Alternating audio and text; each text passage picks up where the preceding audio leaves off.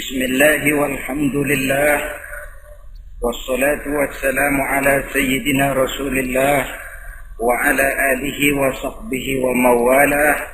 La hawla wa la quwwata illa billah, amma ba'd. Saudara-saudara kaum muslimin rahimakumullah. Suatu hari ketika baginda Rasul masuk ke dalam masjid, didapatinya seorang sahabat tengah khusyuk bertafakur di dalam masjid. Sahabat itu bernama Abi Dzar Al-Ghifari. Dihampiri beliau oleh baginda Rasul, kemudian ditanya, "Hai Abi Dzar, begitu khusyuk dan tafakur engkau di dalam masjid, gerangan apa permohonanmu kepada Allah di tempat yang suci ini?" Abi Dzar menjawab, "Maafkan saya ya Rasul. Saya dari tadi di masjid di sini ini bukan berdoa. Lalu wirid juga tidak. Iktikaf ya setengah iktikaf. Habis kenapa kamu di sini?" "Saya menghindar orang ya Rasul." "Menghindar orang kenapa?" "Terlalu banyak datang orang ke rumah saya nagih utang. Saya jadi bingung mau pergi kemana. Akhirnya saya pikir tempat yang netral, yang kira-kira orang nggak datang lagi, ya ke masjid di sini. Maka saya lalu ngetem di sini. Model ke masjid bukannya wirid, zikir, takut diuber-uber utang." Baginda Rasul senyum, lalu beliau berkata, "Hai Abi Dzar, maukah engkau aku ajarkan satu doa yang kalau kamu amalkan Allah akan bebaskan hatimu dari perasaan dililit hutang." Bukan dibebasin hutangnya, dibebasin dari perasaan dililit oleh hutang. Tapi kalau ada doa yang kalau dibaca hutang jadi lunas ya enak. Jadi ini jangan keliru saudara-saudara. Kalau diamalkan hati bebas dari perasaan dililit oleh hutang. Mau ya Rasul? Lalu diajarkanlah doa itu, "Allahumma inni a'udzubika minal hammi wal hazan wa minal ajzi wal kasal wa minal jubni wal bukhl wa min ghalabatid dain wa qahrir rijal." Ma'asyiral muslimin rahimakumullah. Banyak di antara kita yang kalau diajarkan satu doa lalu tidak mengukur diri antara doa itu dengan pribadi kita. Padahal syarat di antara kabulnya doa sejak dari adab berdoa sudah diajarkan. Berdoa itu yang baik, bersih tempatnya, bersih pakaiannya, menghadap ke arah kiblat, menengadahkan kedua belah tangan dengan khusyuk dan tawadhu, dengan serius dan penuh keyakinan bahwa doa akan dikabulkan oleh Allah. Sebab Allah dalam hadis qudsi menyatakan, "Ana inda zanni abdi bi." Aku sih, kata Allah, bagaimana sangka hambaku kepadaku saja. Kalau dia sangka baik, aku baik. Kalau dia sangka tidak baik, aku juga tidak baik. Bagaimana sangka hambaku? Jadi kalau kita berdoa sementara hati kita dalam batin ngomong, jangan-jangan doa gua nggak diterima nih. Enggak. Kenapa? Hatinya sudah begitu. Innallaha la yaqbalu du'aan min qalbin ghafilin lahin. Allah tidak akan menerima doa dari hati yang lalai terhadap doa yang dibacanya itu. Nah, di antara yang terpenting menyesuaikan doa dengan keadaan pribadi. Jadi kalau kita kerja gajinya 1 bulan 1.000, ya wajarlah berdoa minta rezeki 1.500. Wajar namanya. Yang 1.000 sudah ada modal kerja kita, yang 500 kita minta doa kepada Allah. Saudara hadirin, begitu juga doa yang diajarkan oleh baginda Nabi kepada Abi Dzar. Ini hakikatnya mengajarkan kita manusia untuk menjauhi penyakit rohani. Doa ini mengajarkan 8 macam penyakit rohani yang menjadi dinding antara kita dengan Allah. Dan penyakit rohani ini lebih bahaya daripada penyakit jasmani. Kenapa? Penyakit rohani tidak menyebabkan orang masuk neraka. Nah, maaf. Penyakit jasmani tidak menyebabkan orang masuk neraka. Yang menyebabkan orang masuk neraka adalah penyakit rohani. Di akhirat itu nanti tidak ada penduduk neraka ditanya, "Mas, sampean kenapa masuk neraka?" "Anu Pak, saya di dunia dulu korengan."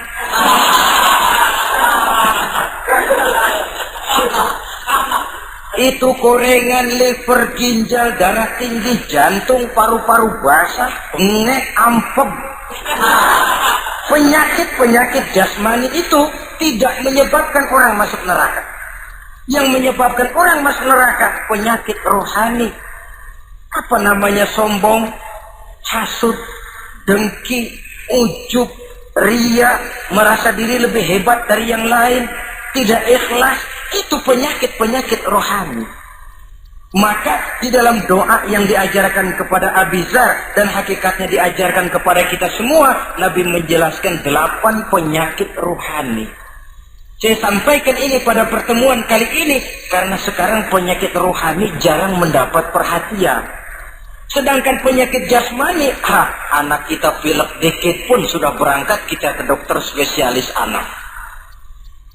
Kita pusing sedikit pun sudah berangkat kita ke dokter. Tapi rohani kita menjerit, batin kita menangis. Kadang-kadang kita pura-pura tidak tahu. Apa penyakit rohani yang ada dalam doa ini? Pertama, a'udzubika minal ham. Aku berlindung kepadamu ya Allah daripada sifat ragu-ragu. Sifat ragu-ragu penyakit batin. Apa yang bisa dikerjakan oleh orang yang selalu ragu-ragu? Bahwa sebelum bekerja harus menimbang, itu perlu. Tapi kalau cuma tiap hari menimbang, kapan memutuskan?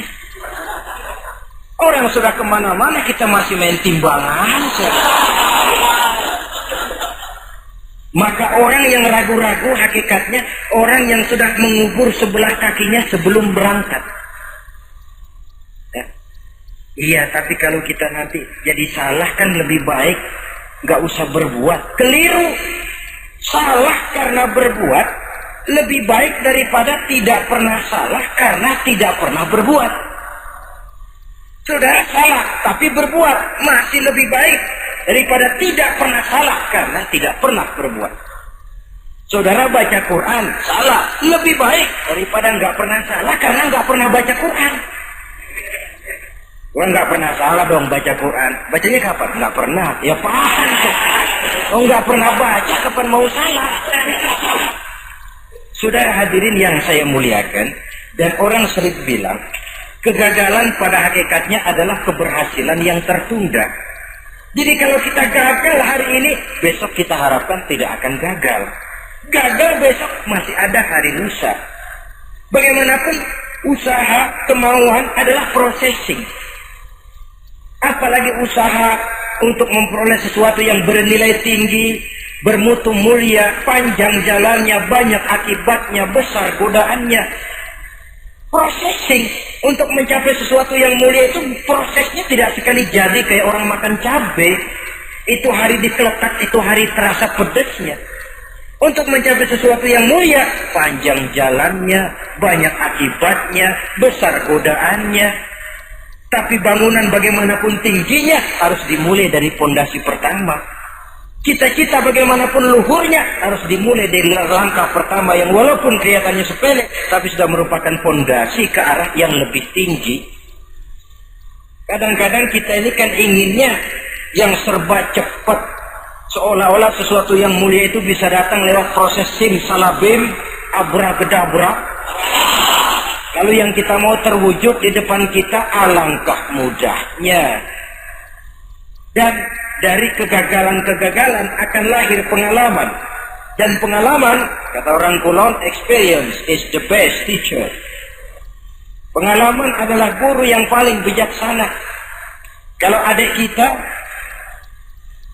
jalan di tempat licin, jatuh, besok dia lewat situ lagi, gak usah dipesen juga dia pasti hati-hati. Kenapa? Pengalaman. kemarin gue lihat sini jatuh, sekarang harus hati-hati. Tapi kalau belum pernah jatuh, kita omelin kadang-kadang ngotot. Khawatir banget, sebelum juga jatuh, ngomel melulu gitu. Tapi satu kali dia jatuh, dia sendiri akan hati-hati. Begitu kegagalan yang kita temukan dalam hidup merupakan nasihat bahwa seorang muslim tidak mungkin jatuh di tempat yang sama 2 kali berturut-turut. Kemarin lewat di situ jatuh lagi, sekarang lewat di situ lagi jatuh lagi, emang goblok dah. Bisa jatuh 2 kali di tempat yang sama kan namanya tidak mengambil pelajaran dari apa yang sudah dia temui. Jadi saudara hadirin, terutama adik-adik remaja, masa depan kalian itu merupakan harapan dari semuanya. Kami yang tua terlalu banyak berharap dari kalian. Sementara hari depan kalian lihat sendirilah. Persaingan hidup makin tajam, tensi ekonomi makin tinggi, jumlah angkatan tenaga kerja yang masuk tidak jauh dari seimbang dengan lapangan kerja yang bisa disiapkan. Kalau kita dihambat oleh penyakit ragu-ragu, orang lain sudah berbuat dan kita masih menonton, boleh sangat jadi nantinya kita akan terpojok di sudut-sudut kehidupan untuk lebih banyak jadi penonton daripada jadi pemain. Lebih sering menjadi objek daripada menjadi subjek. Istilah Arabnya lebih sering menjadi maf'ul daripada menjadi fa'il. Namanya juga orang nonton, soknya kan kayak lebih pintar dari yang main. Wajar orang nonton bola ngomel melulu. Itu Maradona tolol. Maradona ditololin. Ajat sederajat goblok, ajat digoblokin. Kalau sudah dia disuruh main ke lapangan, gempor dia nggak bisa nembak. Namanya penonton, dan wajar saja penonton juga kalau nggak surat nggak rame tuh lapangan. Saudara hadirin yang saya muliakan, maka keraguan-raguan akan jadi penyakit yang menghalangi orang pada saat dia harusnya sudah berbuat, dia malah berpangku tangan. Akhirnya dia akan jadi orang yang ketinggalan kereta. Sementara hidup tidak berjalan mundur ke belakang dan tidak juga berhenti. Tidak ada kata berhenti atau kata mundur dalam hidup. Berhenti kita diinjak orang, mundur kita hancur. Hidup ini seperti cerita tentaranya Tariq bin Ziyad ketika menyeberang ke daratan Spanyol di selat Jabal Tariq. Sejarah menyebutnya Gibraltar ya. Itu bahasa Spanyol, lidah Spanyol dengan lidah Arab. Kita Jabal Tariq, dia Gibraltar. Kita Ibnu Rusdi, dia Ibn Averus. Saudara-saudara, ketika pasukan sudah menyeberang ke daratan, seluruh kapal-kapal ini dibakar oleh Tariq bin Ziyad. Beliau sadar menghadapi tentara yang jumlahnya lebih banyak dari tentaranya sendiri. Maka seluruh kapal dibakar, lalu beliau pidato di depan tentaranya. Ayuhan nas, ainal mafar, al-bahru min waraikum, wal adu amamakum. Saudara-saudara, sekarang mau lari kemana? Kita tidak punya pilihan lain.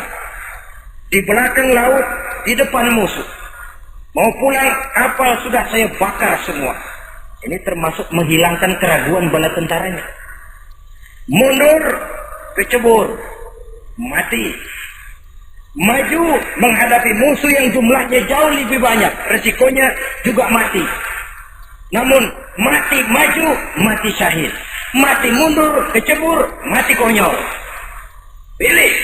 Ya tentu tidak ada pilihan lain. Menghilangkan keraguan di kalangan tentaranya. Juga menghadapi kehidupan ini. Menimbang adalah perlu, tapi berbuat lebih perlu lagi. Jangan takut salah, karena salah berbuat lebih baik daripada tidak pernah salah, karena tidak pernah berbuat.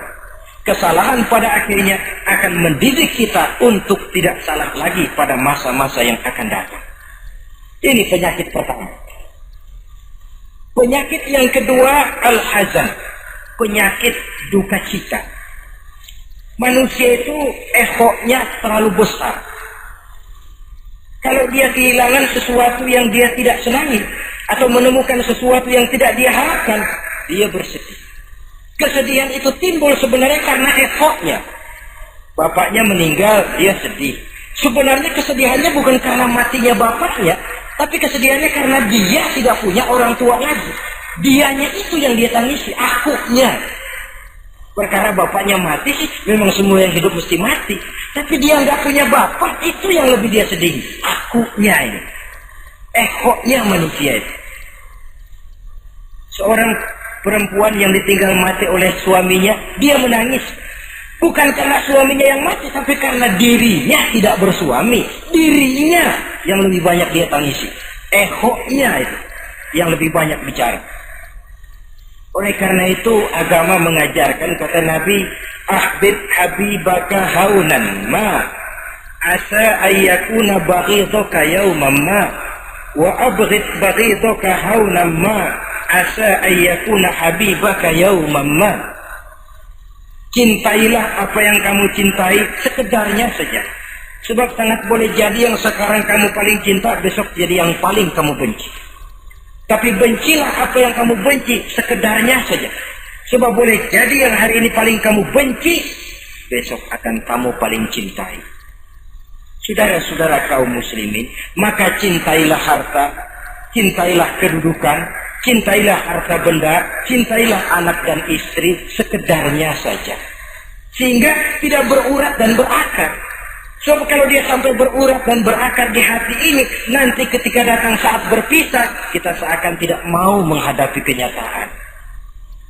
Kita seakan ingin lari dari kenyataan. Tetapi kalau bersifat ala kadarnya, seluruhnya sudah diperhitungkan. Oleh karena itu, untuk mengatasi sifat duka cita ini, kuncinya adalah iman. Siapa sih orang yang tidak pernah sedih dalam hidup ini? Tapi siapa orang yang tidak pernah senang dalam hidup ini? Tidak ada orang yang senang terus dan tidak ada orang yang sedih terus. Dia berganti. Bahkan itulah yang bikin hidup ini nikmat. Coba kalau hidup ini isinya ketawa saja, monoton. Sebaliknya kalau hidup isinya cuma nangis saja, bagaimana rasanya? Tapi ada senyum, ada tangis, ada duka, ada suka. Itulah bumbu daripada kehidupan. Cuma tentu saja saudara-saudara, duka cita yang pada gilirannya akan membawa kebahagiaan, itu yang harus berani kita hadapi. Tapi duka cita yang tidak beralasan, itu yang jadi penyakit. Kaya, sedih, takut miskin. Itu kan tidak beralasan. Udah punya jabatan, takut merosot, takut pensiun, dengar mau ada mutasi, gerusak-gerusuk. Kan itu yang tidak beralasan. Duka cita semacam itu tidak beralasan. Karena tidak sadar bahwa pada awalnya itu pun tidak dia miliki. Kalau duka cita itu akan membawa kebahagiaan, tidak perlu kita takuti. Satu contoh. Kalau di depan saudara saya sodorkan 2 gelas, yang satu isinya jamu, yang satu sirup. Kira-kira saudara minum jamu apa sirup? Jamu apa sirup? Orang yang berpikir panjang saya yakin pasti minum jamu. Pahit memang, getir memang waktu minum. Tapi besok badan sehat, tenaga kuat, gairah kerja ada, semangat hidup tumbuh. Ini orang Islam, orang yang berpikir jauh ke depan. Ke depan kemana? Dia tidak cuma mikir dunia. Dia mikir kubur, alam kubur. Dia mikir akhirat, maka dia berani minum jamu. Apa jamu itu? Puasa. Jamu pahit, emang enak banget buat tengah mati. Sembahyang jamu pahit, sedekah jamu pahit sekarang.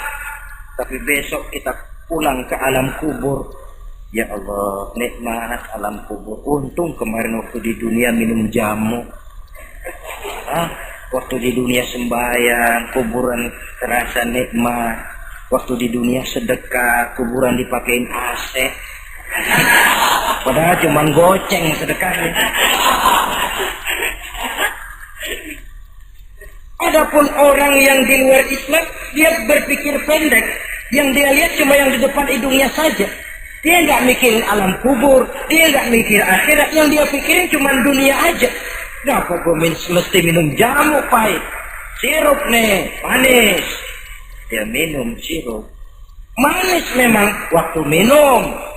Tapi besok bibir mancung, bengkak, sirawan, sariawan itu. Saudara-saudara, Sholat, sirup, tidak sholat, sirup, manis.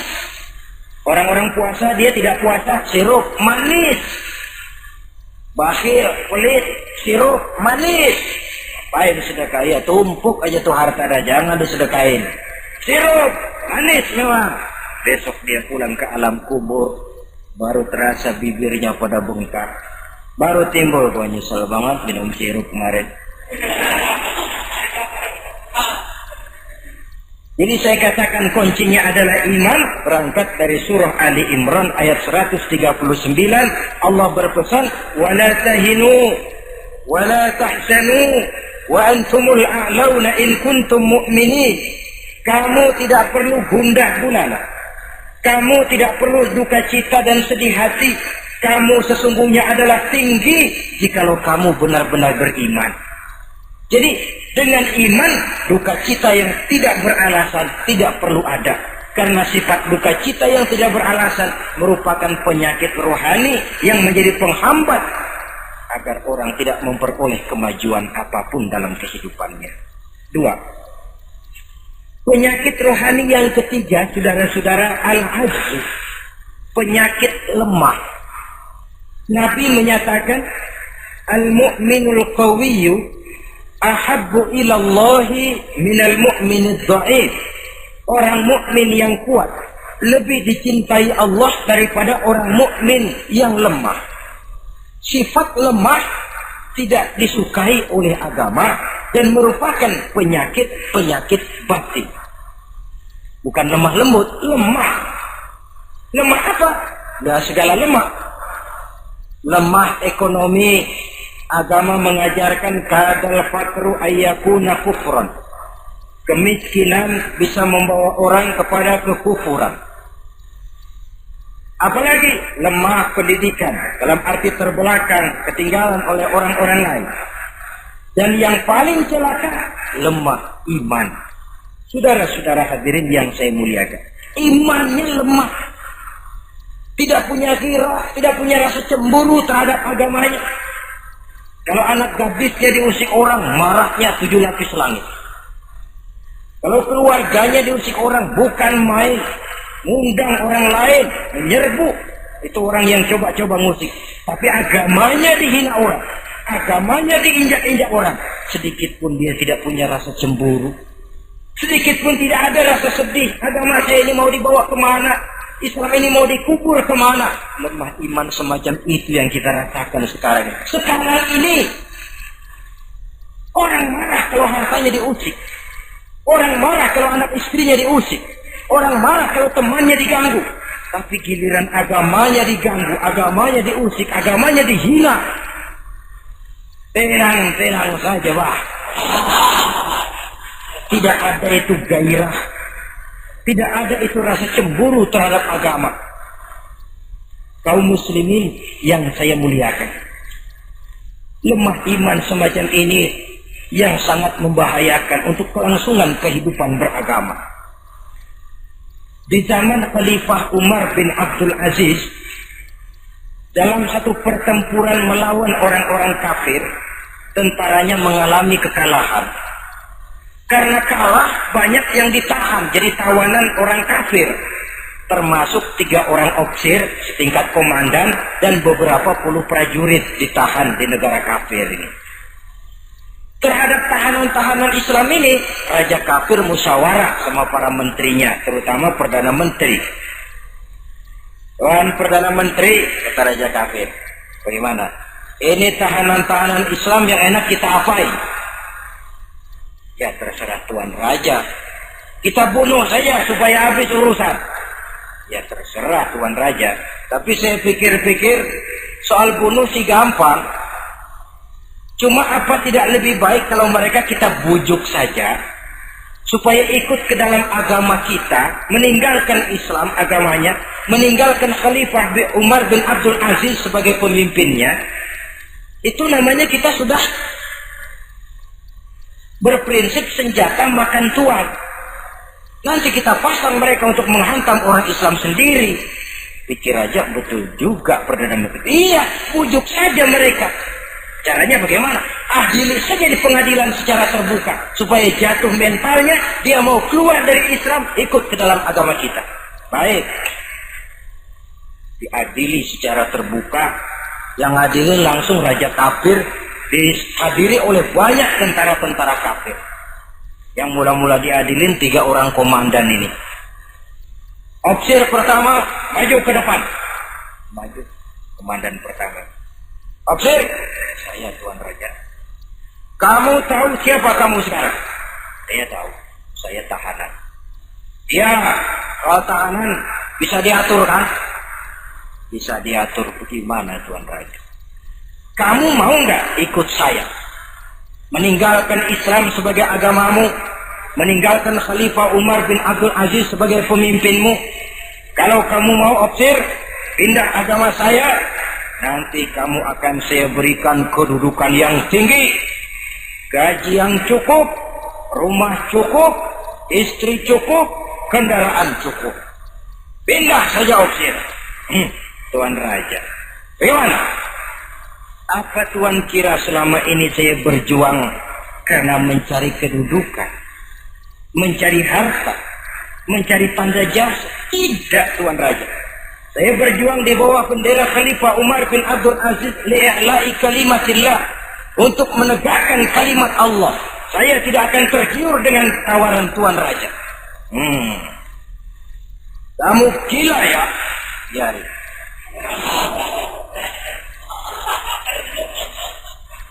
Kamu berani dari kemarin. Opsir, kalau kamu tetap dengan pendirian kamu akan saya bunuh. Silahkan Tuan Raja. Lebih baik nyawa terpisah dari badan, asal iman jangan berpisah dari hati. Gila ini.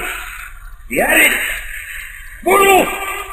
Datang Al-Ghazali, dipancung kepalanya, putus lehernya dengan badannya pisah. Jatuh kepala itu ngegelinting ke bawah, mutar kepala itu kayak orang tua sambil ngaji baca Quran. Tinggal kepalanya saja, pisah dengan badan masih sempat ngaji. Sampai Raja kafir bingung, minggir, ini ada kepala ngaji. Ayatnya yang dia baca, Ya ayyatuhan nafsul mutmainnah, irji'i ila rabbiki radiyatan mardiyah. Wahai jiwa yang tenang, kembalilah kamu menghadap Allah dengan ridha dan diridhoi. Engkau gugur sebagai syahid, tidak tergiur oleh bujukan harta, tahta dan kedudukan. Niatmu ikhlas karena Allah, kembalilah menghadap Allah dengan ridha dan diridhoi. Wadkhuli fi ibadi wadkhuli jannati, masuklah ke dalam golongan hamba-hambaku, masuklah ke dalam surgaku. Di penghujung ayat, matanya tertutup dengan rapat, bibirnya senyum menghadap Allah, gugur sebagai syahid. Raja kafir geleng kepala, dasar santri gila, sudah mau mati masih ngaji. Opsir yang kedua, komandan kedua yang jadi tahanan ini, kata raja, opsir kedua, saya Tuan Raja, kamu sudah lihat temanmu opsir pertama tadi? Sudah Tuan Raja. Mati kan? Mati. Kamu mau mati atau mau ikut saya keluar dari agamamu Islam dengan pangkat cukup, gaji cukup, rumah cukup? Bagaimana? Sudah Tuan Raja. Sudah apa? Sudah, jangan banyak omong.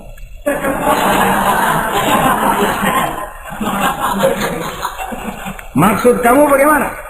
Saya sudah tidak sabar pengen nyusul teman saya yang barusan Tuan Raja.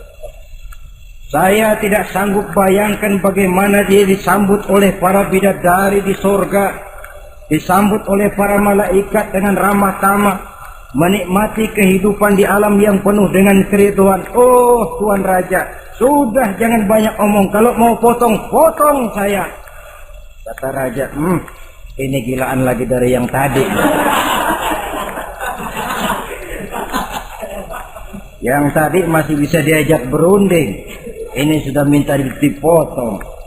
Ayo Al-Gojo, potong. Potong lagi oleh Al-Gojo. Putus lagi, berpisah kepala dengan badannya. Jatuh ke bawah, masih muter kepalanya kayak orang tawaf, ngaji lagi.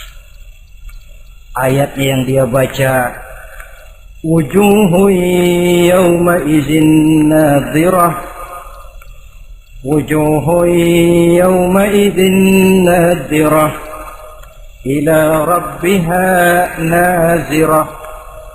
Wajah mereka pada hari itu berseri-seri, kepada Tuhannya mereka memandang, matanya terpejam dengan rapat, bibirnya senyum menghadap Allah. Syahid lagi yang ketiga ini. Nah, kata raja, sekarang komandan opsir yang ketiga, panggil. Opsir ketiga, saya Tuan Raja. Sudah dengar nasib dua orang temanmu? Sudah Tuan Raja. Mati? Mati. Kamu bagaimana? Saya mau hidup Tuan Raja. Jadi kamu mau ikut saya? Mau Tuan Raja, saya mau. Mau meninggalkan Islam sebagai agamamu? Mau Tuan Raja. Mengkhianati khalifahmu Umar bin Abdul Aziz? Iya Tuan Raja. Daripada hidup saya kan, daripada mati mendingan hidup Tuan Raja. Daripada nggak punya apa-apa kan mendingan punya apa-apa. Baik, baik. Nanti saya musyawarah sama Perdana Menteri, kamu saya angkat jadi pejabat tinggi. Baik Tuan Raja. Akhirnya Raja musyawarah. Perdana Menteri, saya Tuan Raja. Ini opsir ketiga baik ini, mau ikut kita keluar dari Islam. Kita angkat jadi apa dia? Itu sih urusan Tuan soal angkat mengangkat. Cuman saya pikir-pikir kok aneh Tuan Raja. Aneh bagaimana? Ini opsir ketiga ini kok mau ya meninggalkan agamanya. Mau mengkhianati saudaranya sendiri. Saudaranya sebangsa, setanah air, seiman, sekeyakinan, hanya karena ditawari oleh kedudukan, mau dia khianati. Orang itu kalau sudah mau mengkhianati bangsanya sendiri Tuan Raja, apalagi bangsa lain. Sekarang ini dia sopan sama kita karena kepengen selamat. Nanti kalau ada kesempatan, bukan kita yang ditikam dari belakang, senjata makan Tuan. Jadi menurut kamu bagaimana Perdana Menteri? Menurut saya opsir ketiga ini komandan bejat. Masa orang bejat jadi pejabat, rusak rakyat. Malah orang dua yang mati itu orang bagus, punya prinsip, punya pendirian, nyawa taruhannya iman tidak goyah. Itu malah kalau bisa yang dua itu dihidupin lagi. Orang punya pendirian, ya hidupin itu gimana udah kadang mati? Tidak bisa. Jadi yang ketiga ini gimana? Kalau menurut saya yang ketiga ini bunuh saja Tuan Raja. Ngapain miara orang bahaya? Bunuh saja. Bunuh. Iyalah kalau begitu bunuh saja. Betul juga kamu. Sidang dibuka kembali. Opsir ketiga, gimana Tuan Raja? Saya diangkat jadi apa? Kamu nggak diangkat. Nggak diangkat bagaimana? Kamu opsir bejat. Oh bejat. Iya. Agamamu saja kamu mau tinggalkan, saudaramu sebangsa setanah air mau kamu khianati, apalagi kami yang orang lain bangsa dengan kamu. Kalau ada kesempatan kami akan kamu tikam dari belakang. Jadi saya gimana? Kamu dibunuh. Bunuh. Tuan Raja. Bunuh. Iyalah, bunuh. Tapi saya mau Islam lagi Tadinya saya mau keluar dari Islam, saya pikir dapat kedudukan tinggi kalau dibunuh juga. Iyalah bunuh, tapi saya tak Islam lagi. Terserah mau Islam mau tidak, pokoknya bunuh. Iya, saya mau Islam lagi. Cepat. Iya, kalau mengucap 2 kalimat syahadat mau Islam lagi. Macet lidah. Ayo cepat. Iya Pak, asyhadu Tidak bisa mengucap syahadat. Ayo cepat. Iya Pak, asyhadu Tidak bisa. Sampai goloknya Al-Gojo keburu sampai ke lehernya. Putus leher itu, pisah kepala dengan badan. Jatuh kepalanya ke bawah. Dia bekas orang Islam, masih bisa ngaji. Ngaji juga. Cuma ayat yang dibacanya lain sama yang dibaca dua temannya tadi. Ayat yang dia baca begini. Afaman haqqat alaihi kalimatul azab afa anta tunkizu man finnar. Orang yang sudah memang akan mendapat vonis azab di neraka, bisakah kamu menyelamatkan mereka dari azab yang sangat pedih? Bertahun-tahun dia berjuang untuk Islam di bawah kepemimpinan Umar bin Abdul Aziz dengan niat li'la'i kalimatillah. Tapi di akhir perjuangannya dia tergoda oleh harta dan kedudukan. Dia keluar dari Islam dan dikala itu ajal datang merenggut nyawa, dia mendapat su'ul khatimah, matinya ke dalam neraka. Na'udzubillah min dzalik. Ini termasuk lemah iman, saudara-saudara. Dan itu penyakit yang bahaya. Biar lemah ekonomi, biar lemah pendidikan, kalau iman kuat, insya Allah masih ketolong. Tapi biar ekonomi kuat, pendidikan kuat, iman lemah, malah yang kuat tadi akan menghancurkan nilai iman yang lemah itu tadi. Disinilah mabda'nya, berlindung kita kepada Allah dari lemah hati, lemah iman, lemah akidah. Baik. Penyakit rohani yang ketiga, wa a'udzubika minal kasal. Aku berlindung kepadamu ya Allah daripada sifat penyakit malas. Malas adalah penyakit batin. Santai perlu, refreshing perlu. Tapi kalau tiap hari santai, apakah kita akan jadi generasi santai? Dan persoalan apa yang bisa kita selesaikan dengan posisi santai? An-Nisa ayat 95 menegaskan, la yastabil qa'iduna minal mu'minina ghaira ulid dharari wal mujahiduna fi sabilillah. Orang-orang yang berjuang di jalan Allah tidak sama nasibnya dengan orang yang duduk saja gelenggam, gelohom, ayam-ayam tanpa ada uzur darurat, yang hanya menunggu keajaiban yang turun dari langit, menghitung bintang bertebaran di atas cakrawala. Tidak akan sama orang yang berjuang di jalan Allah dengan yang duduk gelohom, ayam-ayam, gelenggam, menikmati apa yang ada tanpa berpikir meningkatkannya ke arah yang lebih baik. Ma'asyiral muslimin rahimakumullah. Malas berusaha, malas beribadah adalah penyakit rohani yang ditiupkan oleh iblis ke dalam diri sanubari kita. Makin tinggi nilai iman, makin berat bisikan kemalasan itu. Namun kalau kita bentengi dengan bahwa malas kita hari ini akan membawa penyesalan bukan besok, bukan lusa, bukan minggu depan, bukan pula bulan depan, tapi barangkali tahun depan, 5-10 tahun yang akan datang, untuk masa depan yang lebih depan di alam kubur, di alam akhirat. Akibat penyesalan di dunia akan terasa di sana nantinya. Allah telah memberikan hidup. Dalam hidup kita diberikan energi, daya dan kekuatan. Manfaatkan daya dan kekuatan itu untuk berusaha dan bekerja. Allah tidak suka kepada orang yang bermalas, berpangku-pangku tangan, menunggu keajaiban dari langit sambil berleha-leha. Allah suka kepada orang yang bekerja keras, karena seluruh rasul bekerja keras, seluruh para nabi bekerja keras. Saudara-saudara, hanya istana yang ditegakkan dalam khayalan saja yang bisa dijangkau dengan bermalas dan bersantai-santai. Tapi istana dalam wujud kenyataan hanya bisa dicapai dengan kerja keras dan semangat menghadapi kehidupan. Yang kelima, wa a'udzubika minal jubn. Kami berlindung kepadamu ya Allah daripada sifat takut. Saudara-saudara, setiap orang terlahir membawa fitrah. Fitrah itu juga bisa berupa sifat. Tiap orang punya sifat takut, tiap orang punya sifat berani. Lingkungan, pendidikan, pergaulan menumbuhkan mana yang lebih subur. Kalau takutnya lebih subur, dia akan jadi penakut. Kalau beraninya lebih subur, dia akan jadi pemberani. Masalahnya sekarang kapan kita harus berani, kapan kita mesti takut, kan itu saja. Bahwa semua orang punya sifat berani, sebagaimana semua orang punya sifat takut, itu real. Tapi kapan kita harus berani, kapan kita harus takut?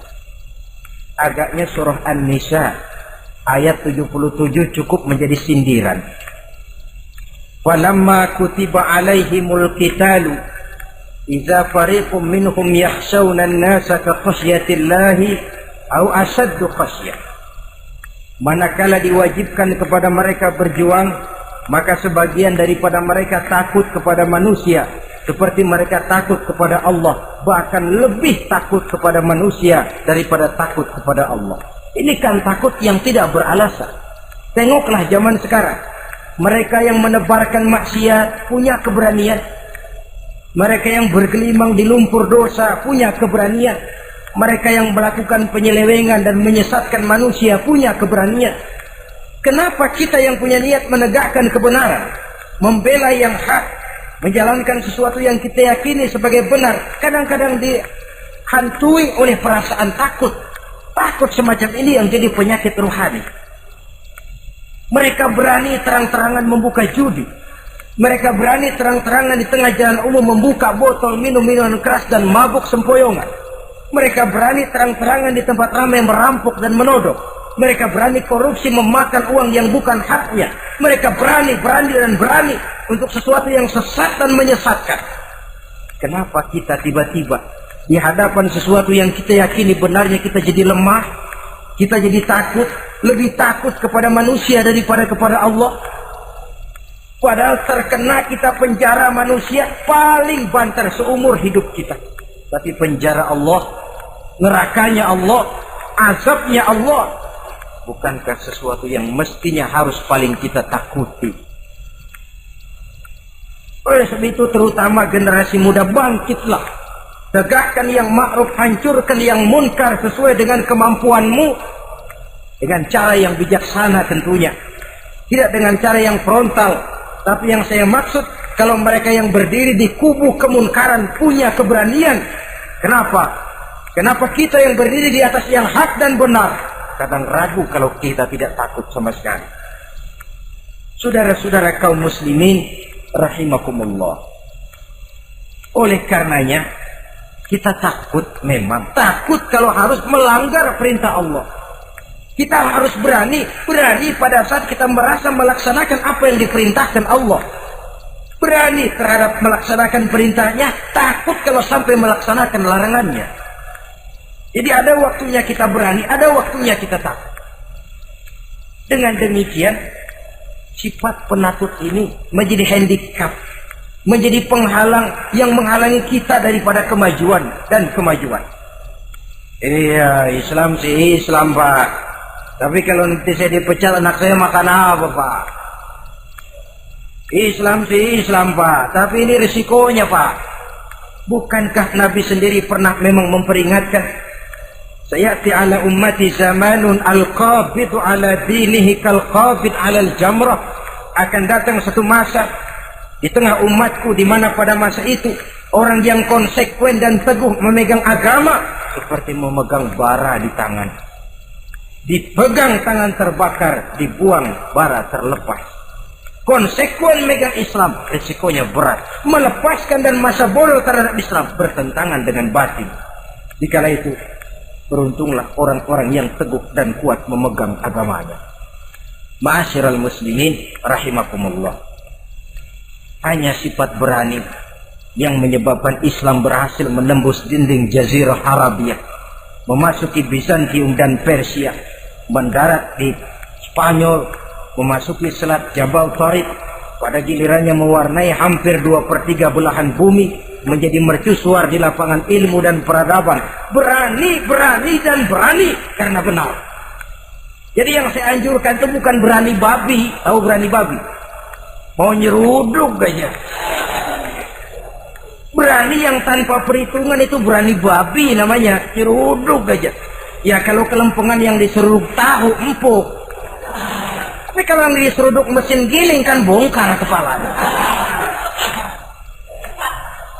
Jadi bukan berani yang tanpa perhitungan, berani yang dengan taktik dan strategi. Sebab keberanian tanpa perhitungan akan menyebabkan kita menjadi orang yang ngawur. Dalam istilah sosial dinamakan trial and error, spekulasi namanya. Dan itu harus pulang kepada diri kita. Keberanian tidak bisa dipompakan, keberanian tidak bisa dicangkokkan.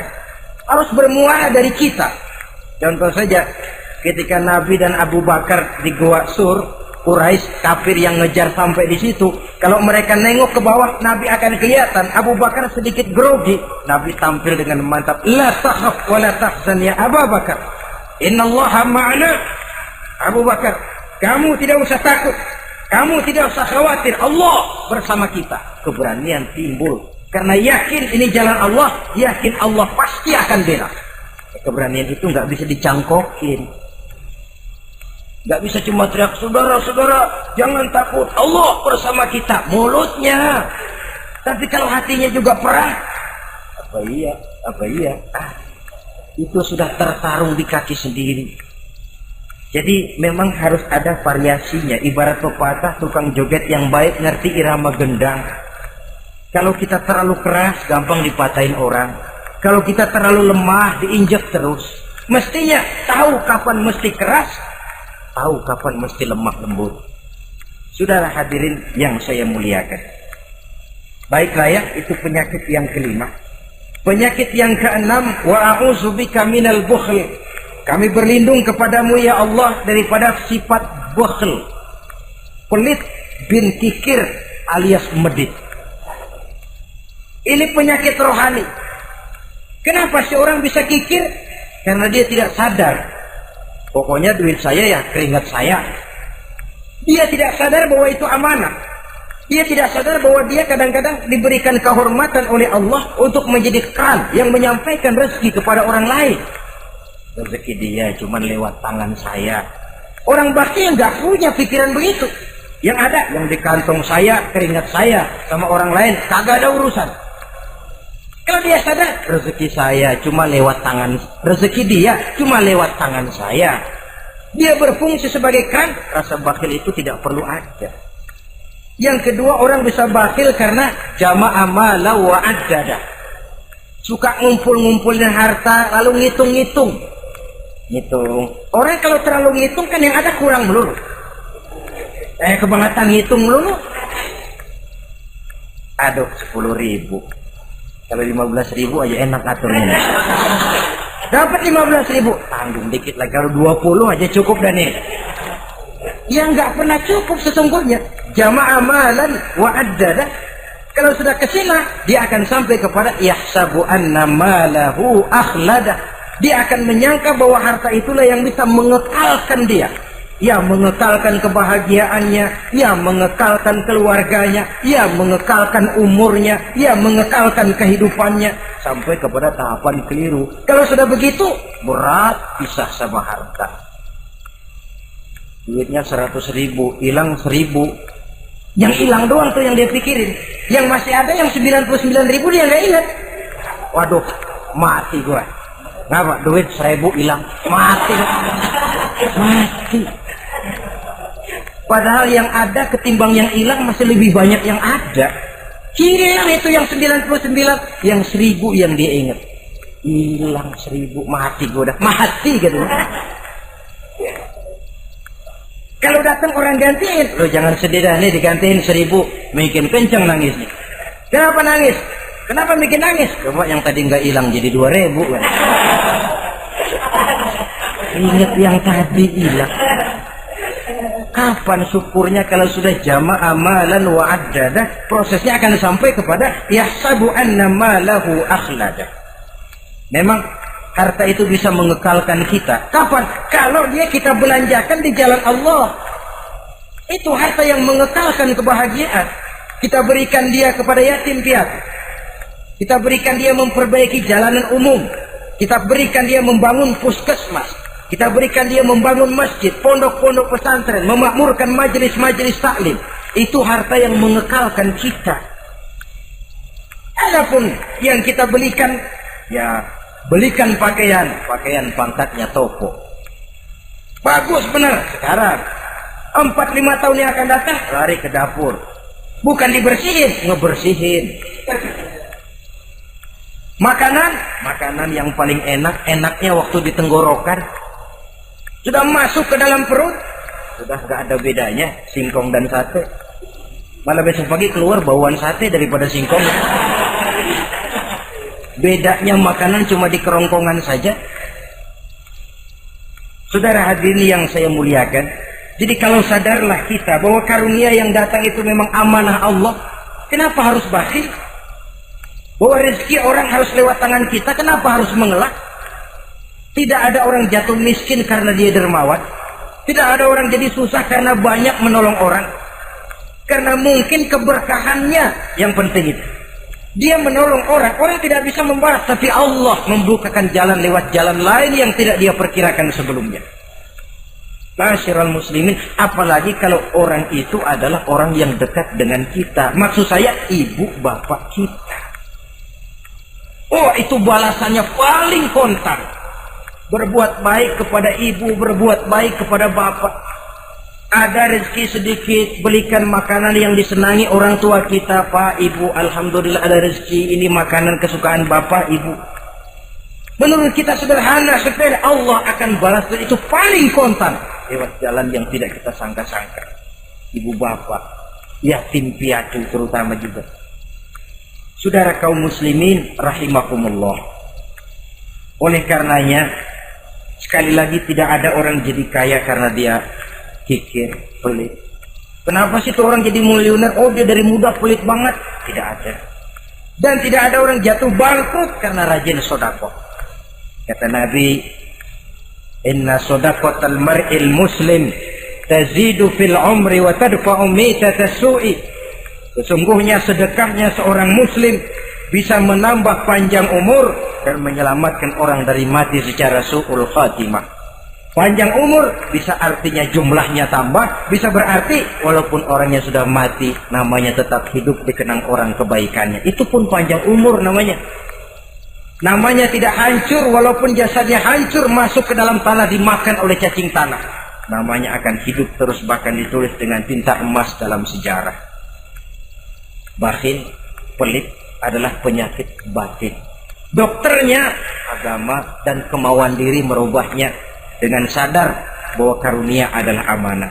Ini penyakit bakhil nggak bisa ke rumah sakit, ke rumah dokter medis. Dokter, saya punya penyakit pelit, bagaimana ngobatinya? Suntik. Tidak bisa. Suntiknya adalah agama, saudara-saudara. Yang ketujuh, wa min ghalabatid dain, inti doa. Saya berlindung kepadamu ya Allah, jangan sampai ada perasaan dililit utang. Bahwa kita hidup tutup lubang, gali lubang itu biasa. Tapi kalau gali terus nggak pernah nutup, ini mau kejeblos namanya. Ngutang lalu nggak bayar-bayar, namanya gali lubang, nggak pernah nutupin. Bahkan Nabi pesan, alaikum biddain, fa innahu hamun billail wa dani'un bin nahar. Kalau bisa kamu nggak usah ngutang. Kenapa? Utang itu siangnya bikin kita takut ketemu orang, malamnya bikin kita susah tidur. Coba dah kalau nggak bisa ngutang, berabe, malam nggak bisa tidur, siang takut ketemu orang. Jangan kepergok nih, belum ada duit buat bayar. Jalan ke sono, takut ketemu. Jangan kemari, takut ketemu. Akhirnya nggak kemana-mana, ngumprak di rumah. Tetapi adat hidup, saudara-saudara, apalagi kita yang ekonomi menengah ke bawah, biasa adat hidup itu tutup lubang gali lubang, saling menerima, saling memberi. Tapi yang diajarkan oleh agama, oke, gali lubang silakan, asal bisa nutupin. Kalau tiap hari gali lubang dulu, kan kejeblos akhirnya. Oleh karena itu, apalagi hutang ini menyangkut hukukul adami, hak manusiawi. Itu di akhirat nanti ya, taubatnya lebih sulit. Kalau saudara dosa kepada Allah, taubatnya cuma 3 syaratnya. Nyesel, berjanji tidak akan mengulangi, meninggalkan perbuatan jahat. Tapi kalau menyangkut hak manusia, syarat taubatnya 4. Saudara mencuri sendal, syarat taubatnya nyesel, berjanji tidak akan mengulangi lagi, meninggalkan perbuatan mencuri, lalu yang keempat sendal orang pulangin. Atau minta maaf dan minta ridho dari yang bersangkutan. Sebab ini menyangkut hukukul adami, hak manusiawi. Nggak bisa saudara nyolong sendal, taubat langsung kepada Allah, taubat Tuhan, nggak lagi-lagi nyolong sendal. Tapi sendal orang dibekap terus, ya belum. Nah, termasuk masalah hutang ini. Ma'asyiral muslimin rahimakumullah. Jadi silahkan gali lubang, asal ada kemungkinan untuk nutup. Dan pada saat kesempatan untuk nutup datang, tutup dulu supaya besok bila bisa gali lagi. So, kita kadang-kadang kalau ngutang begitu datang rezeki aja giliran mau bayar. Rasanya kan berat. Masih ada keperluan lain. Datang yang lagi anu aja lah bang, tar. Datang lagi, sok. Datang lagi, tar. Datang lagi, sok. Kalau tar sok saja, nembak terus, ya kapan-kapan mau kita bisa tutup itu lubang. Ma'asyiral muslimin rahimakumullah.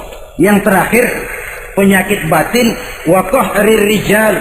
Kami berlindung kepada-Mu ya Allah, jangan sampai kami hidup di bawah bayang-bayang orang lain. Jangan sampai kami hidup di bawah pengaruh orang lain, hidup disetir orang lain. Badan merdeka tapi jiwa budak. Badan merdeka tapi mental budak. Kita hidup jadi robot. Kemana saja yang nyetel arahkan ke situ kita berangkat. Hidup tanpa prinsip. Qahrir rijal. Hidup jadi bayang-bayang bagi orang lain. Alangkah tidak nikmatnya. Kehilangan kepribadian, tidak punya sikap mandiri. Itu pun penyakit rohani. Karena pada akhirnya nilai kita ditentukan oleh kepribadian kita. Kebesaran tidak bisa dengan nyempeng kepada orang lain. Kekayaan tidak bisa dengan mengakui leluhur. Pribadi kita, sepanjang kita masih hidup di bawah bayang-bayang orang lain, sepanjang itu kita tidak akan pernah punya kepribadian. Dan bila kita tidak punya kepribadian, maka orang tidak akan pernah mencatat kita dalam kehidupan ini. Nah, inilah pertemuan kita yang singkat. Mudah-mudahan ada manfaatnya. Terima kasih dan mohon maaf. Wassalamualaikum warahmatullahi wabarakatuh.